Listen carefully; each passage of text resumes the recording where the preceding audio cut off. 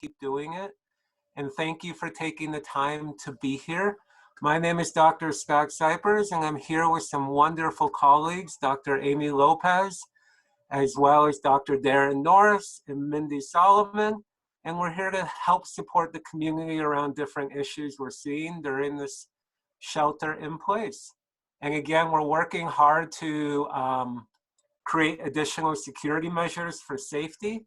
And so thank you for going through those hoops, and hopefully that will lead to a more comfortable environment for everyone. So now without further ado, let's jump in. And the first thing I want to kind of share is what are some of the trends seen this week in the parents working with, as well as a time with some of the kids. And the first trend is it's definitely continuing to get harder for a lot of people. It's really getting to be tough. And if you had these underlying kind of anxiety and depression and issues, those things are really starting to come out a little more, and it's just getting harder to go. Some people are adapting to the new rhythms and getting used to it, and it's becoming more manageable. But the more people I talk to, really starting to feel like they're at their tipping point or edge, and to really be mindful of that and trying to make sure yourself you're sort of doing the things you need to take care of it. And if it's your first time here, I've kind of talked about that this is sort of the worst marathon ever. And we really are entering that hard part of the marathon when you don't see the beginning anymore, but you definitely can't see the end or the way out, and you gotta keep pushing through. And hopefully some of the things we'll talk about tonight help with that.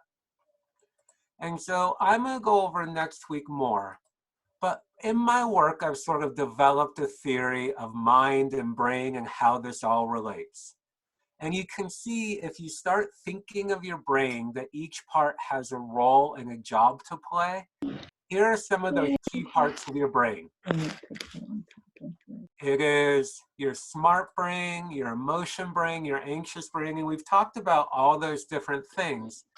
But the big one that we need to talk about tonight that I want to make you aware of is your coach. And this is the time as it's getting harder in that marathon. Coach's job is to really try to help us achieve our goals.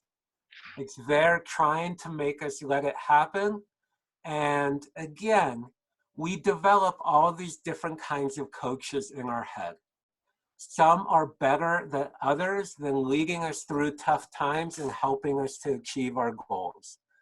And I've kind of done some work, and I kind of see that there's about a typology of 4 different kinds of coaches we can have in our head. There's critical coach, guilty coach, doubting coach, and healthy coach. So imagine, just to kind of see these players come out, or these kinds of coaches, imagine you set a goal that you know right now you need to get more of a workout in. And so if you had a critical coach in your head in the morning, this is how critical coach might try to get you to work out right now. It might be, you fat ass, lazy piece of poop, get your butt out and get out on a run. Really trying to beat you up and be really critical. The next kind of coach is much more using that guilt to try to motivate. And so this is the kind of coach, if you have a guilty coach in your head, what you might hear. You know, you're really letting yourself down right now. You know, you really could do a better job getting out and getting that workout in. You should feel really bad about yourself. The third kind of coach is this doubting coach. And doubting coach is going to doubt your ability to achieve. So if you have a doubting coach in your head, doubting coach is going to sound like, I don't think you'll get that workout in. I don't think you can do it. And what doubting coach really wants us to do is go, oh yeah, watch me. I'm going to get it done, and wants us to step up. But a lot of times we don't hear it or feel it that way. We just believe the doubt. And the last kind of coach is what I call healthy coach. And healthy coach is going to use a lot of positivity and positive belief. And kind of 2 of the figures you see in the picture kind of emulate that in my own brain. Michelle Obama, and this is their speech, her famous speech when she said, when they go low, we go high. But that notion of just being really positive, I believe in you. And one of the most iconic basketball coaches in all time is this guy named Mike Krzyzewski. And he leads with a lot of positivity. He believes in his players. He knows they can do it. And on the other side of the spectrum, you see this other coach there. This is Bobby Knight. And if any of you know Bobby Knight, he's this more prototypical critical coach. So as we start to enter this really difficult time, I want to challenge all of us as parents to really start to be aware of the coach in your head. And if you're hearing anything but more of that healthy, positive coach, I'm going to encourage you to call a timeout, to invite that unhealthy coach out of your head, and to bring in a healthier coach.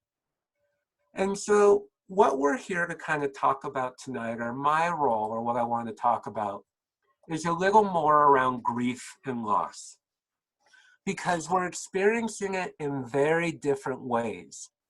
And we could be experiencing it in terms of the grief of just our way of life changing. We could experience it as the grief of losing big events we were looking forward to.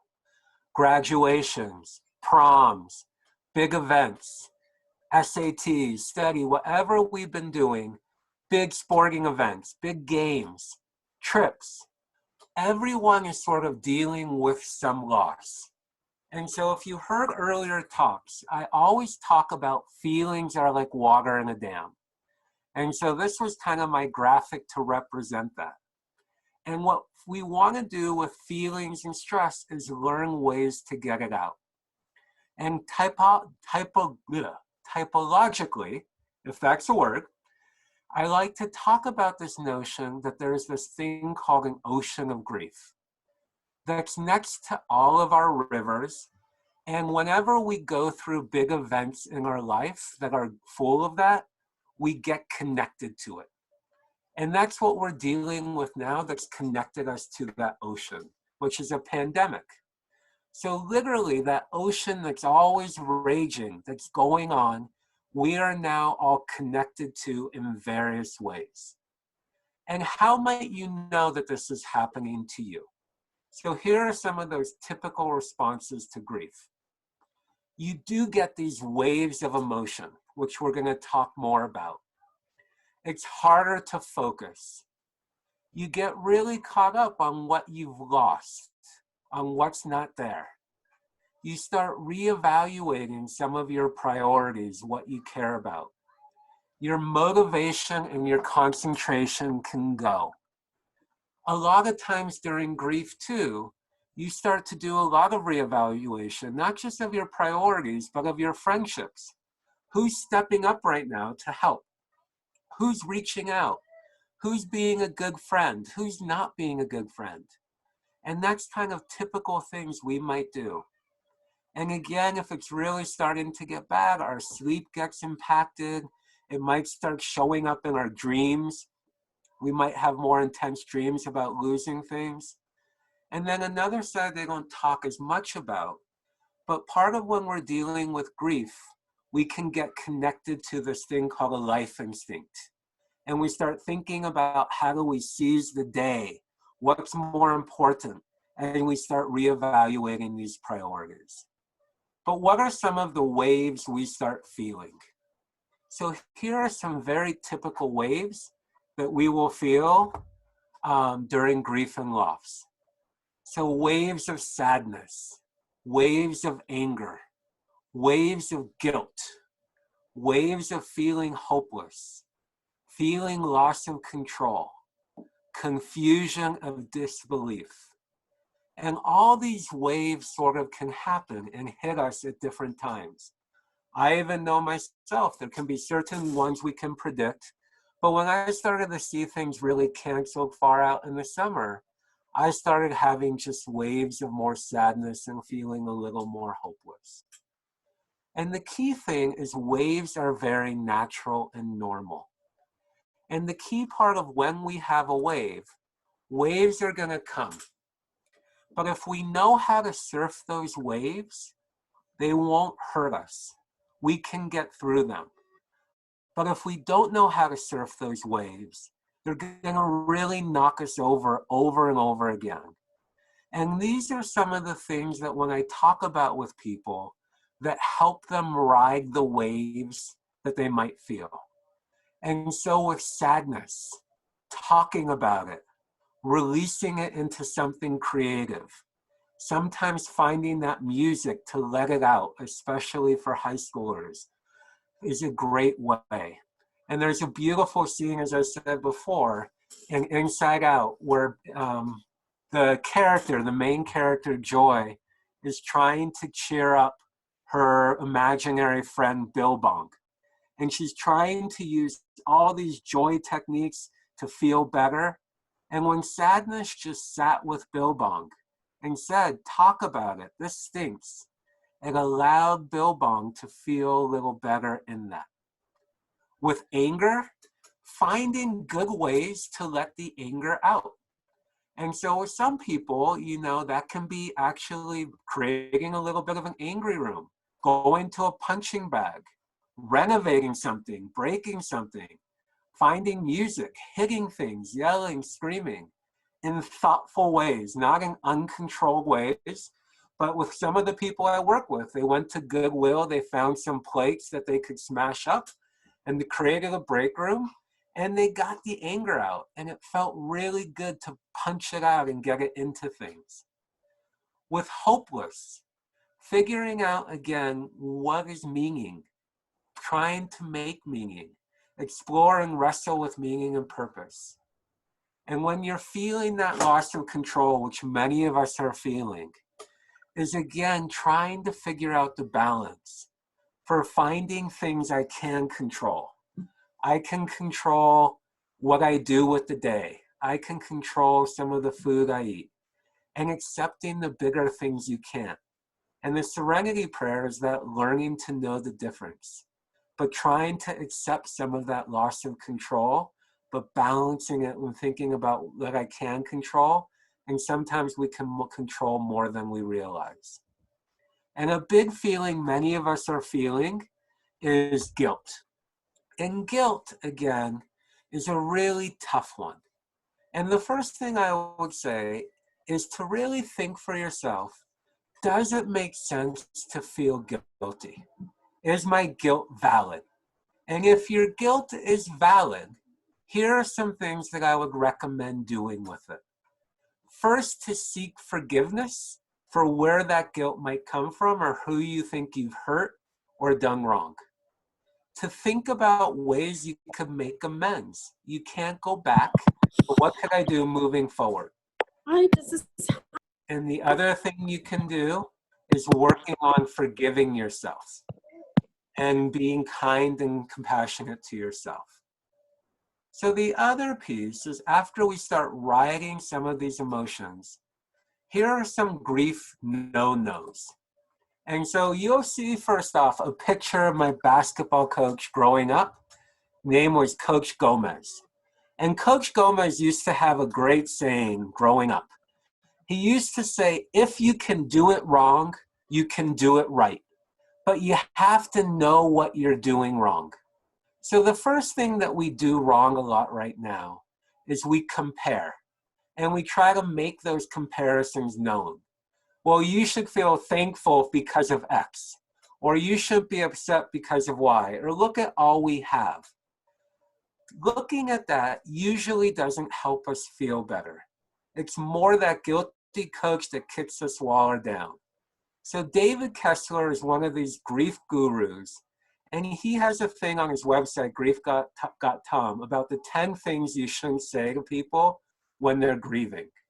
And I adapted some of that to the 10 things you probably don't want to say to yourself or to others at this time. At least you were able to do blank. So I know you don't have prom, but at least you were able to go to your junior prom. You will be in a better place soon. Really making them feel bad. You deserve this because you've been ungrateful. This is some form of a punishment. Saying there's a reason for everything.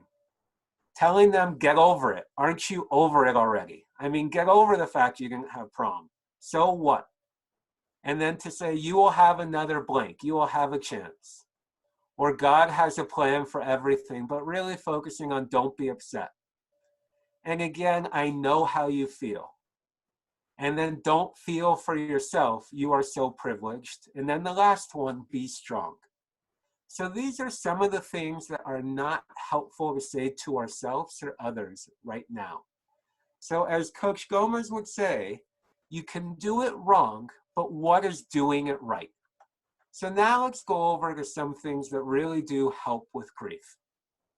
And I kind of talk about them as 6 tips. So the first one you're going to see up top is this picture of chicken soup. And why I talk about chicken soup at a time of grief and loss is because if you went up to 3 or 4 different people right now, and you were saying, I have a sore throat, and you ask them for advice, the advice they're going to give you is all different. And in my culture, that advice might be, I'm going to give you, go have some chicken soup. But the problem with that advice is it works on the transitive property. And that transitive property is, I'm a human being, you're a human being. If you feel this way, then if I feel sick and this is what helps me, if you're feeling sick, this is what's going to help you. And we do the same a lot emotionally, especially around grief. If this is what would help me, if I lost out on prom, then this is what's going to help you. And if you understand chicken soup, it has 2 important properties.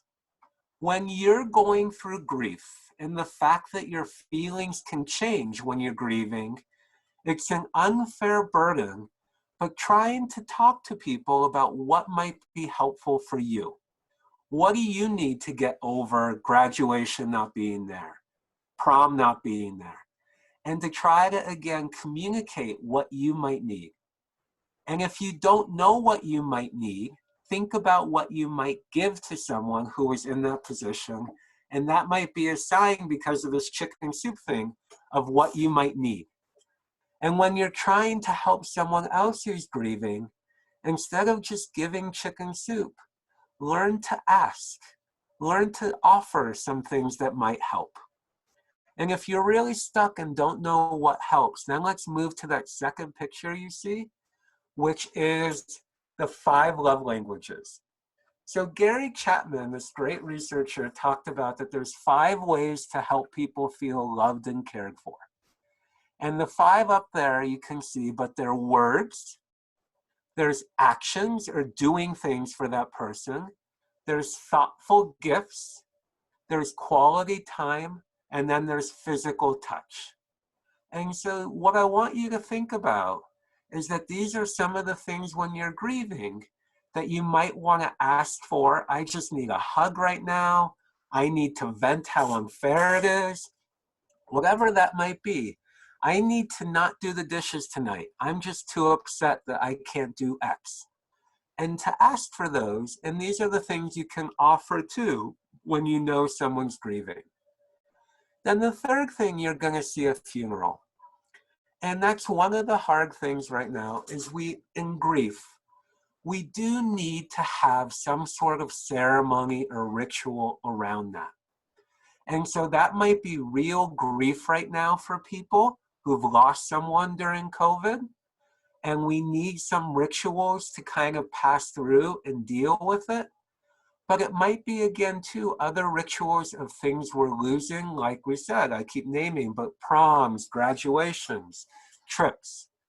And so what I'm going to encourage you all to do as parents is, if there's any event, on the day of the event, to find a way to honor that loss and use your creative outlets. If it was a joyous celebration, to find a way to try to creatively celebrate. And if you can't creatively celebrate, but then also to think about when this is over, how we're going to really do it right. And to mark the event as the day it's happening, but then to create what and start talking about and planning about for when we can do it right. What is this going to look like? What can prom look like when we're social distancing? Maybe that's all of our friends and all of us still get dressed. We take pictures, we send around food to everyone's house, and we do a virtual celebration and a little dance. But after this is all over, we are gonna, as parents, get together and figure out a way to celebrate this prom thing, or this graduation thing, or whatever milestone, this birthday. And so I would encourage you to think about that and to start thinking now, what are the things I can do on that day that might involve our creativity that we're all tapping into? And to acknowledge it's not the same and it might not be as good, but let's find a way to memorialize and have a bigger event in the future. And then the other thing, as I've shared before with grief and loss, to continue to find a balance between making lemons and lemonade. And then the last two things is you'll see the picture of someone who's hurt their knee. And a big thing about grief that I want to talk about is to think about grief as an active process. Our knee doesn't just get better with time. Our knee gets better because we've done things to rehab, to make it better. So as we're feeling these waves of grief, what are we doing to surf them? What are we doing to feel better about them is an important piece. And then the last thing around this too is I have this sort of X squared. And what I mean by that is any loss for your child, it's their loss, but it's also your loss. You were wanting that for them, and you were part of that story too. It was going to be you watching your child graduate. It was going to be you watching your child go to prom. And so it's theirs, but you have a piece in this too that you're going to be grieving, and give yourself some permission to do that, to ride the waves. And then the last thing before I turn it over to my great colleague, Dr. Lopez, is here are some things based on what we talked about today to talk about with your kids. First off, to remember we're still in this awful marathon and we're not even close to being done. So how do we keep pacing, and what does that have to look like, especially as this continues to get tough? And then how do we start riding these waves of grief that we're feeling? Let's keep talking about COVID and Voldemort and naming him. And then the other really is to start talking about the things we're losing and start thinking about, as I said, the ways we're gonna honor that loss on that day and trying to make the best we can, but also try to talk about how the heck we're gonna celebrate this when it's all done and really try to still honor this big event in our lives. And I actually have one more, then I'm gonna turn it over, is one of the things I've been asking every week to do as parents is to learn to have conversations with your kids about how it's going. And so I've been doing this week to week, and I don't focus so much on grades, but just what is some of the feedback I'm hearing? And overall, some of the feedback I continue to hear is that we're working too much, mom and dad, and kids would like more time and attention. And we can't do that. We talk to them, but it's something to keep taking note. The other stuff I'm hearing too, for my daughter, is she liked that we did some variation, that she's getting a little bored. We did some yoga this morning and want some of that. And a little bit less backing off, that we've been a little bit too much pushing them, given that they have school. So again, these are some of the trends that we talk about, that we're paying attention to. And the more you do that and you feel, your kids feel like you're responding to what they're saying, it usually leads to better outcomes. So thank you. And without further ado, I'm going to pass it over to my colleague.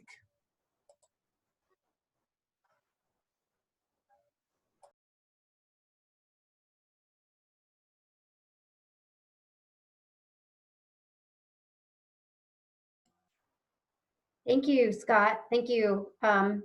And welcome to all of you guys. And I am going to follow up kind of on what Scott said. And again, the first thing we're going to do is we're just all going to take a breath. Just take a minute to breathe, and we made it through another week. I think a lot of us have lost track or lost count of what week it is or how long we've been doing this, but we are still standing, we are still here. So just a big breath in, and whew, we made it. We made it another week. So like Scott said, we like to talk about the trends each week.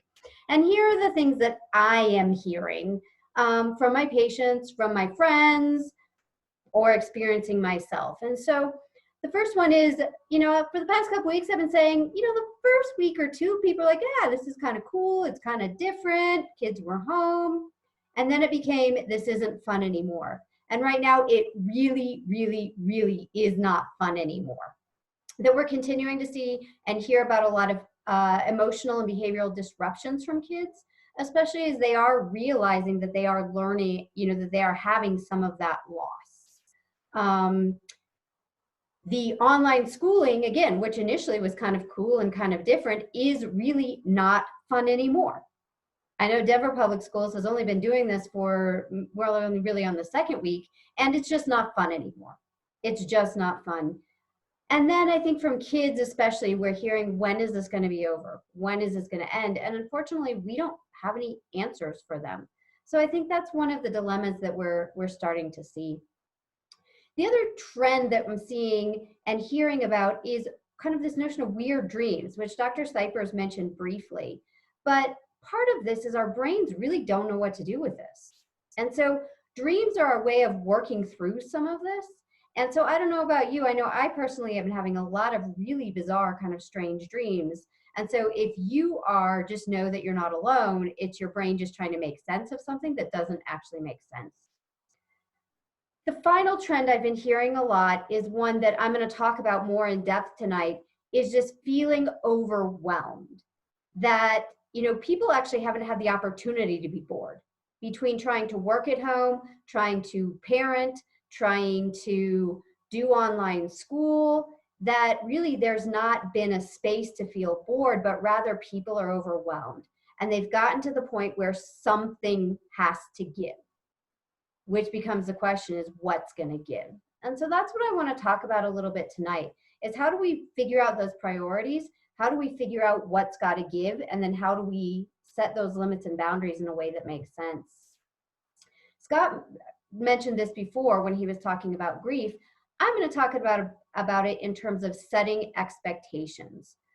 So first, I want to recognize that every emotion we have is based on some biological reason. There's a reason we feel certain emotions. The reason we feel guilt is because we need to be part of a community to survive. Humans are pack animals, so we really need to stay part of a community in order to be healthy and safe and survive.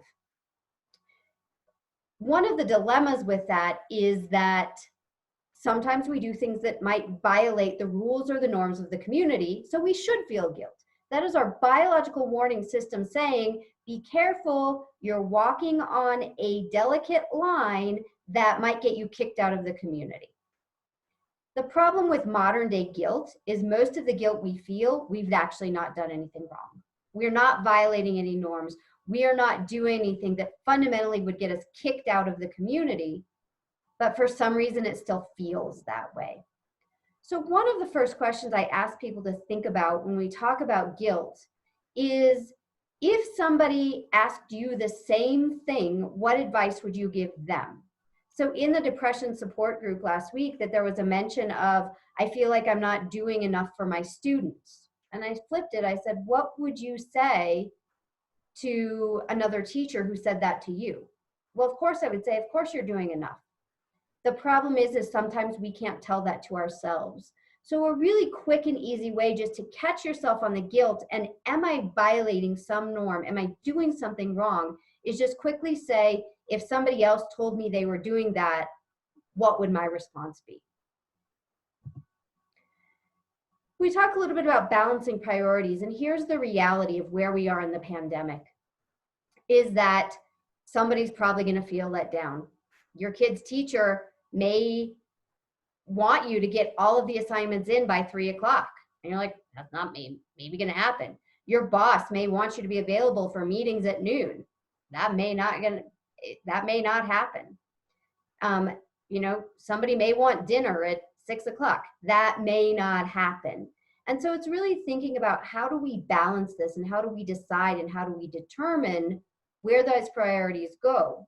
The problem is, especially for parents, is what happens is the person who ends up getting let down is yourself. That when there's a decision to be made and somebody has to get the short end of the stick, it ends up being parents. And so, you know, Dr. Cypers has mentioned this a couple of times about the notion of taking care of yourself, that if the plane's going down, you have to have the oxygen mask. I like the phrase better, you can't drink from an empty well. If you're not taking care of yourself, you actually can't take care of anybody else. So making sure that in this list of priorities, you're also considering yourself and what do you need and how are you taking care of yourself. So let's think a little bit and talk a little bit more about determining priorities. So again, the first question I always ask is it actually an emergency?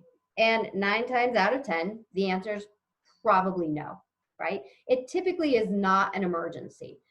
Does it feel like an emergency? Is somebody else telling you it's an emergency? I saw kind of one of those algorithms one time, and it was written by a mom who was kind of helping kids say, is it an emergency? And it was like, is there blood? Is someone dead? Is someone at risk of dying? If the answer is no, then it's probably not an emergency. The majority of the stuff that we have to do, again, responding to an email from our boss, probably not an emergency. Getting your kids reading homework posted, probably not an emergency. So really thinking about what do we classify as an emergency? Next is the question is, does it have to be done by me? Does it have to be done by me? And a lot of times the answer is no, but that means we have to let go. We have to let go of some of that control, which is if somebody were to offer to help you, will you actually accept it? So if your partner says to you, you know what, don't worry about dinner, I'll take care of it tonight, will you actually say, okay? And that's one of the dilemmas, is feeling, again, that guilt if somebody offers help and we actually accept it. The other piece is, what if they don't do it the way I would? Again, do you want the help or do you want it done? You know, you have to think about that. Questions, again, does it have to be done right now? The answer is probably no, back to that emergency question. Some other questions, again, what will happen if I don't get it done? You know, Dr. Cypers talks a lot about this worry brain or this critical coach. But the majority of the stuff, again, if you don't get the online homework assignment posted right now, is it going to be okay? Probably. If you end up having cheese and crackers for dinner, is that going to be okay? Again, probably. The other thing to think about is, am I always prioritizing one thing over the other? Am I always picking work over family or vice versa? And can I find a way to balance that and think about prioritizing things in a slightly different way?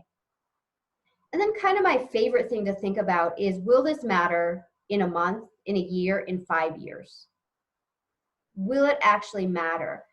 You know, that whether or not I get my kid's homework assignment turned in by 3 o'clock is probably not, first of all, probably doesn't matter at all. And in a month, I'm not going to remember it. And in 5 years, I'm going to have no idea. But 5 years from now, is my kid going to remember me yelling at her to get the homework turned in, or is she going to remember the snowman that we built in the yard? And so really thinking about what actually will matter when we look at long-term versus short-term goals. But then if I don't do those priority things, how do I say no? Right? Valid question. You guys all want to know this, right? And I would like to say it's easy to just say no. I know most of you don't necessarily agree with that. And I would agree too, that it's not quite that complicated. I mean, that's not quite that easy. It's a lot more complicated.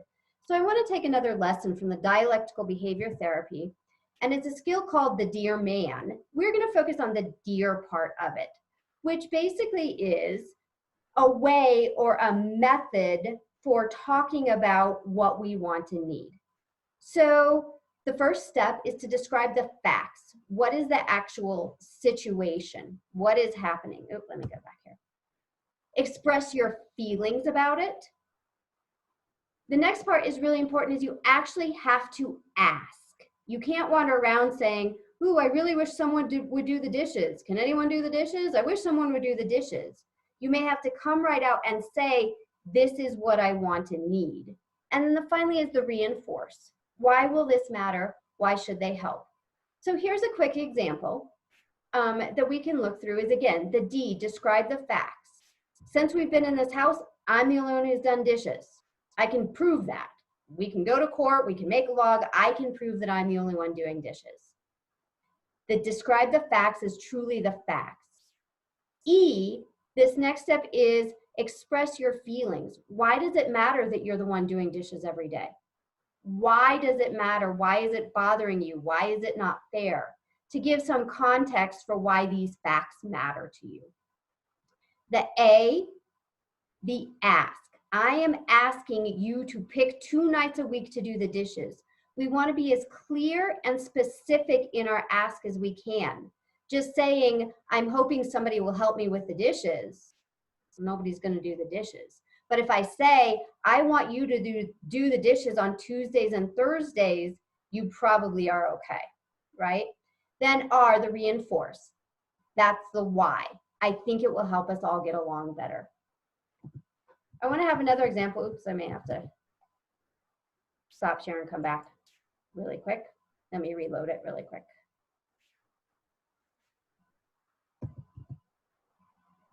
Hang on, my PowerPoint is stuck here.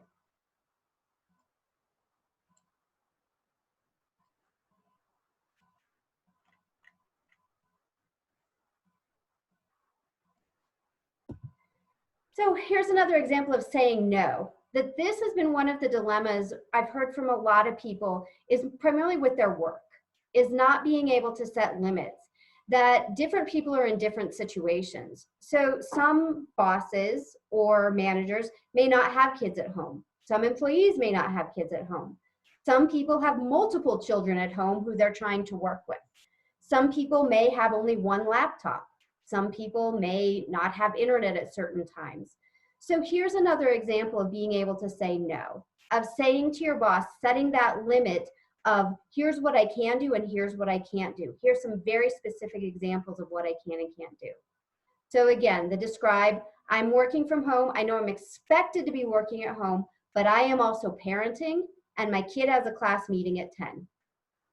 My kid needs help with that. I can't be available at both places. So no, I am not going to be available at 10. With the R, with the reinforce, that's a place to negotiate, to say, if I can't be available at 10, how can we solve this? But I need to be very clear, 10 is not an option. And so again, really thinking about how can we be clear, but also be willing to negotiate through that. Okay, so this may just give you guys a clearer way to really say, one, here's what I need, and I'm going to ask for that from you. Or two, I'm going to say no. I'm going to say no to things that I really can't do right now. Interestingly, I've been hearing a lot of people say their bosses are giving them busy work because they're worried that they're bored. As I said, that none of the parents I have talked to are bored. That has not been a problem that anyone has had to deal with, is feeling bored. So to be able to come back to your boss and say, I'm not doing that. And then I brought this back up again because, as I said, there's some guilt with this, and we really need to let that go. Right now is not the time for guilt. It is not helping us in any way. None of us know the rules for the pandemic, not really. And so we can't really be violating them. So being able and willing to say to a boss or to a teacher or to a partner or to even your own kid, I can't do that right now. And even if it's just because I need to go in the room and watch some Netflix and clear my head, that's what I have to do to make it through this. And there's not time for guilt in any of that. None of us are really doing anything wrong because there really are no pandemic rules. Not really. So it's thinking about how can we really let go of the guilt. So coming back in again, I've said this each week, is making sure that you guys are having a family plan and talking to each other about it. How are we caring for ourselves? How are we caring for each other? And how are we respecting each other's boundaries? That's one of the things I wanted to bring in this week, is just making sure that you're having that conversation of, are you getting what you need? Am I listening when you tell me no, or you tell me you can't? And again, with the kids, that may come in very different ways. That they may tell you, I can't do my homework, but they may tell you that by refusing to do homework, or by crying, or by locking themselves in the room with you two and saying, what do you need? How can I help with that? How can I hear what you need as well as what works for us and what we need to get done? And then finally, just again, to keep encouraging each other, we've got this, we're gonna make it through. The end is coming at some point. So we are going to dig deeper. As Dr. Cypers said, that we're actually going to shut this meeting down and have a bunch of different options. So if you want to get your pen and paper, I'll explain to you what the options are and you can decide which room you might like to go visit. So our first topic tonight is you can't social distance from food. It's Dr. Mindy Solomon talking about the relationship we've developed with food over this pandemic, over this time. And for some people, it has become problematic. So just getting a better chance to think about and talk about food. We then have Dr. Darren Norris, who's from our Cohen Veterans Network, and he's going to talk about if you were on the front line in this COVID war. So that may be for doctors or nurses, but that may also be for grocery store workers. That may be for mail carriers. Anybody who's kind of feeling that fear, that uneasiness of really being on the front lines and trying to figure out how do you fight a war called COVID, even if you're the one delivering groceries or while still parenting and keeping your family safe. Then Dr. Cypers and I are both going to do just general support. So I'll be doing a general support around depression, and Dr. Cypers will be doing a general support room around anxiety. All right. So I will leave this up here for about 3 minutes or so that you can pick which room you might like to go to. And then I will meet you there. If you're going to the depression room, just know that I may be a minute or two late as I get everything shut down here. But feel free to hop into one of the other support rooms. Again, Dr. Mindy Solomon and Dr. Darren Norris, both really interesting topics and providing some additional support. And then again, just general talking and support about depression or anxiety.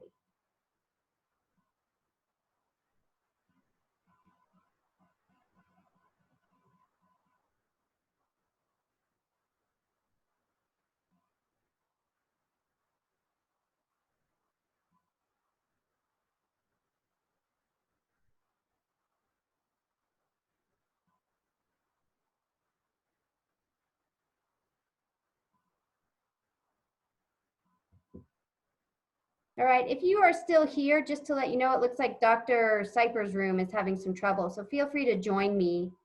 Feel free to join me in the general support depression room if you would like. All right, so I'm going to go ahead and